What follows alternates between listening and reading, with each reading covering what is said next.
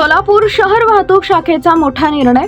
सरकारी, निमसरकारी, खासगी कंपनी अथवा संघटित क्षेत्रातील इतर कोणत्याही संस्थेत उद्योगात नोकरीमध्ये असणाऱ्या व्यक्तींनी ऑटो रिक्षा परवाना प्राप्त केला असल्यास अथवा परवाना प्राप्त केल्यानंतर ते नोकरीत रुजू झाले असल्यास अशा व्यक्तींनी दिनांक 15 फेब्रुवारी 2025 पूर्वी त्यांचे ऑटो रिक्षा परवाना प्रादेशिक परिवहन कार्यालय सोलापूर इथं स्वेच्छेने जमा करावेत असं आवाहन प्रादेशिक परिवहन अधिकारी गजानन नेरपगार यांनी केलंय।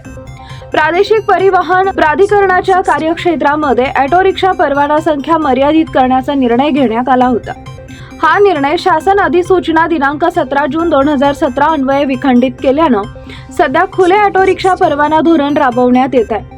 ऑटो रिक्षा परवाना धारण करताना अथवा परवाना धारण केल्यानंतर परवानाधारक सरकारी, निमसरकारी, खासगी कंपनीत अथवा संघटित क्षेत्रातील इतर कोणत्याही संस्थेत उद्योगात नोकरीत नसावेत अशी प्राधिकरणाची अट आहे। या अनुषंगाने शासन निर्णय दिनांक 17 जुलै 2017 मधील अनुक्रमांक 3 नुसार अर्जदारास तो सरकारी, निमसरकारी, खासगी कंपनी अथवा संघटित क्षेत्रातील इतर कोणत्याही संस्थेत उद्योगात नोकरी करत नसल्याचं प्रतिज्ञापत्र सादर करणं आवश्यक राहील असं विहित करण्यात आलेलं आहे। अशा पद्धतीनं धारण केलेले ऑटो रिक्षा परवाने निदर्शनास आल्यास त्यांच्यावर मोटार वाहन कायदा व प्राधिकरणाने विहित केलेल्या तरतुदीनुसार कारवाई करण्यात येईल याची नोंद घ्यावी असंही प्रादेशिक परिवहन अधिकारी नेरपगार यांनी यावेळी कळवलंय।